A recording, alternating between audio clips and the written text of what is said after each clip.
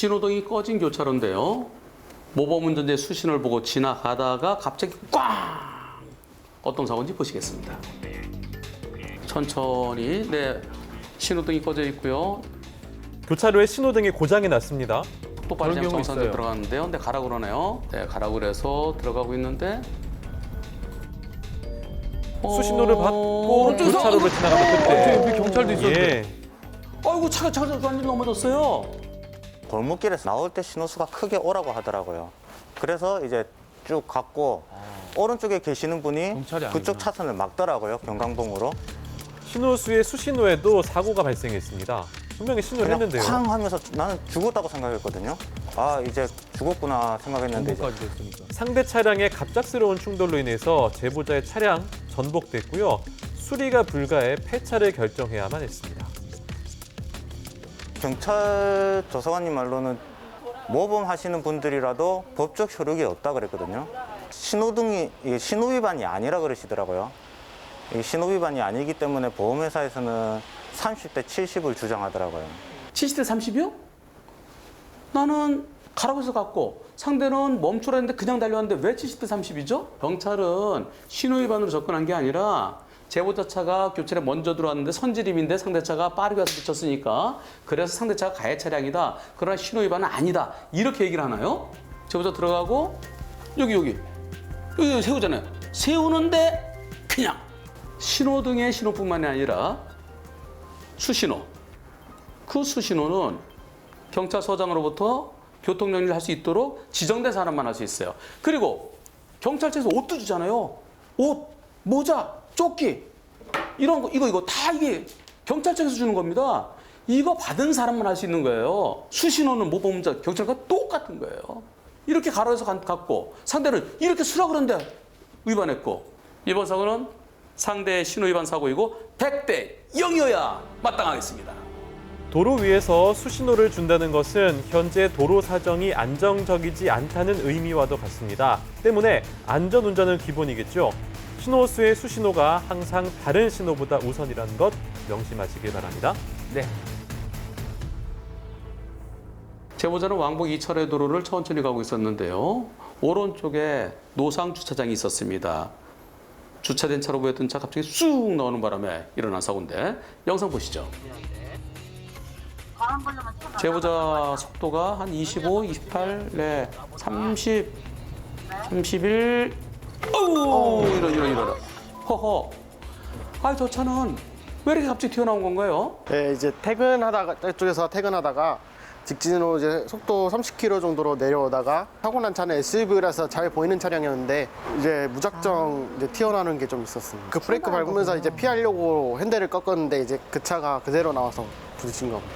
순식간에 발생한 이 사고로 제보자의 차량 무려 200만 원 가량을 들여 수리해야만 했습니다. 충격이 꽤 컸나 보네요. 이번 사고에 대해 과실비는 어떻게 진행되고 있습니까? 보험사에서는 처음에 주행 중 사고라 해서 무조건 7대 3이다. 이게 왜 7대 3이냐 물어봤더니 이거는 자기들 판결에 의해서 보험사 판결에 의해서 무조건 7대 3이다. 그렇게밖에 안 돼요. 제보자에게 30% 잘못이 있다고요? 몇 대 몇인지. 살펴볼까요? 오른쪽에 차들이 다 서 있어요. 주차돼 있습니다. 다 주차돼 있고요. 주차돼 있고 이때 나오는데요. 서 있던 자동차가 천천히 움직이면 지나가는 차는 그게 시야에 안 들어옵니다. 바퀴 굴러가는 걸 쳐다보지 않거든요. 그리고 운전자는 시야가 이미 운전자가 여기 지날 때 요 차를 보는 게 아니라 그보다 더 앞쪽을 보죠. 내가 달리는 속도에 따라서 그 속도만큼 빠르면 더 멀리 보고 좀 느리게 가면은 좀 앞쪽을 보는데요. 시속 한 30 정도면 그래도 한 10에서 20m 앞쪽을 바라보게 됩니다. 거기서 뭐가 나면 바로 멈춰야 되니까요. 저 차가 나오려면 비상등을 킨다든가 또는 깜빡이 켜고 천천히 나왔을 때 그냥 쑥 나오고 그보다 더 문제점은 나오는 방향입니다. 상대차가 나오는 방향이 역주행이에요, 역주행. 중앙선을 거꾸로 옵니다. 이런 곳에 차를 세울 때는 전방 주차했다가 뒤로 비상등 켜고 조금씩 나와서 뒤로 왔다가 앞으로 가야 되는데 역주행으로 나왔죠. 당시 사고가 났던 도로 옆 주차장입니다. 제작진이 찾았을 때도 대부분의 차량들은 후방 주차를 한 상태였고요. 주차선을 넘겨서 주차한 차량들도 많았습니다. 이렇듯 관리가 잘 안 되다 보니 사고가 발생한 겁니다. 제보자는 빵 하면서 급히 핸들을 틀어봤지만 상대에서 계속 와서 때렸어요. 빵 하면서 피하는 데까지 들이받쳤어요. 과연 제보자에게 뭘 잘못했다고 지적할 수 있을까요? 지금은 저 차 아무런 등화도 켜지 않았고요. 주차된 차로 보였던 거죠. 그런데 튀어나오면 못 피하죠. 100대 0이에요. 옳겠습니다. 도로 위에 주차장을 이용할 경우 언제 어디서 다른 차량이 올지 모르기 때문에 더 세심한 주의를 기울여 주행하는 습관이 필요합니다. 그렇지 않으면 대형 사고를 피할 수 없다는 것 기억하시길 바랍니다. 네. 얼마 전 부산의 한 도로에서 직진하던 시내버스와 오토바이가 충돌하는 사고가 발생했습니다. 당시 오토바이는 신호를 위반해서 좌회전을 했고요. 시내버스의 옆면을 그대로 들이받았고 20대였던 오토바이 운전자 안타깝게 목숨을 잃고 말았습니다. 아니 왜 가끔 잡았니? 끔찍했던 그날의 사고로 최근 부산에서는요. 이륜차의 교통법규 위반 단속을 강화하고 있습니다. 특히 안전모 착용을 의무화하기 위해 다양한 캠페인을 진행하고 있습니다. 하지만 아직도 안전모를 쓰지 않고 도로 위를 주행하는 오토바이 운전자들이 눈에 띕니다. 사실 쓰셔야 됩니다. 범칙금이 적다는 이유로 많은 운전자들이 안전모 착용을 소홀히 하고 있는 건데요. 꼭 해야 돼. 진짜 위험하잖아요. 하지만 이 안전모가 생사를 가를 수도 있다는 것 기억해야 합니다. 뒤에 타셔도 사고 나면 위험하기 때문에 하야바 꼭 쓰셔야 됩니다. 내가 한개 사봤으라 하니까. 있어 집에 있긴 있어 근데 이제. 뭐 요거 잘 쓰시면 안 됩니다. 공사장 들어가 하야바가 안 됩니다. 이거는 사고 나면은 이거 벗겨져 가지고 쓰나 마합니다. 올해 들어 부산에서 도로교통법 위반 혐의로 적발된 오토바이는 5천여 대입니다. 지난해보다 무려 2배가량 증가한 수치입니다. 쓰시고 안전하게.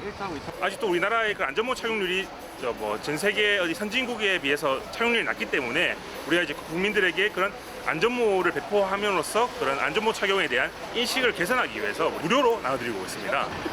아이도 안전하게 쓰고 다니십시오. 예 고맙습니다. 예. 하지만 주기적으로 경찰관들이 나와서 단속을 하는 것에 비해서 교통법규를 위반한 채 도로 위에서 위험한 고개를 펼치는 운전자의 수는 증가하고 있습니다. 날도 덥고 불편해서 잘 쓰려는데 앞으로 쓰고 다니겠습니다. 네, 그리고 특히 요즘에는 배달 대행이 늘어났잖아요. 그렇죠. 오토바이 사고가 역시 증가하고 있습니다. 빨리빨리 또 배달하셔야 됩니다. 배달 수요가 급증하고 있습니다. 그리고 계절적인 양으로 오토바이 운행이 증가하면서 가속, 조항성 침범, 신호 위반 등 교통 법규 위반 사례가 증가하고 이륜차 사고가 급증하고 있는 시기입니다. 이륜차는 일반 자동차보다 구조적인 안정성이 떨어지기 때문에 작은 외부 충격에도 생명과 직결되는 사고로 이어지기가 쉽습니다. 이륜차의 유일한 안전장치인 안전모를 반드시 착용하고 법규 준수를 꼭 당부드립니다. 본인의 생명을 위협하는 위험한 질주. 그렇다면 보다 안전하게 주행하는 방법 무엇일까요? 우선 본인의 안전을 지키기 위해서는 안전모 헬멧을 써야 되는데 헬멧 쓰지 않는 오토바이 운전자들이 있고요. 그리고 헬멧은 턱끈을 반드시 매야 됩니다. 걸리지 않으려고 단속에 걸리지 않으려고 언저만 놓고 다녀요. 그럼 사고 나면은 헬멧대로 날아가고 사람대로 들어서 안 쓴 거랑 똑같아요. 날아가는 헬멧은 제대로 써야 되죠. 범칙금 2만 원. 그것 때문이 아니라 나의 안전을 위해서, 나의 생명을 위해서 오토바이 운전자는 헬멧을 쓰는데요. 뒤에 친구를 태우면서 친구는 안전모 안 쓰는 경우가 있어요. 쓰도록 해야 됩니다. 그리고 오토바이는 조그마니까 인도로 막 달립니다. 인도로 달리면 안 되죠. 오토바이는 자동차랑 동급입니다. 자전거는 느리기 때문에 그 오른쪽 길 가장내리고요. 갓길로 갈 수 있어요.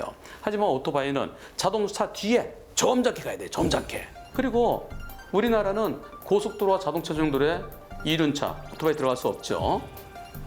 만일에 자동차 사고 났을 때 오토바이 잘 가는데 자동차랑 사고 났을 때 들어가지 말는데 왜 들어갔느냐 그 자체로서 한 20% 정도 과실이 잡힐 수 있어요.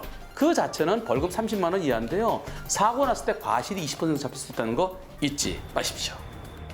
도로 위에서의 방심은 사고를 부르는 지름길입니다. 확인 또 확인한 뒤 안전하게 주행하는 것만이 모두의 안전을 지킬 수 있다는 것 기억하시길 바랍니다.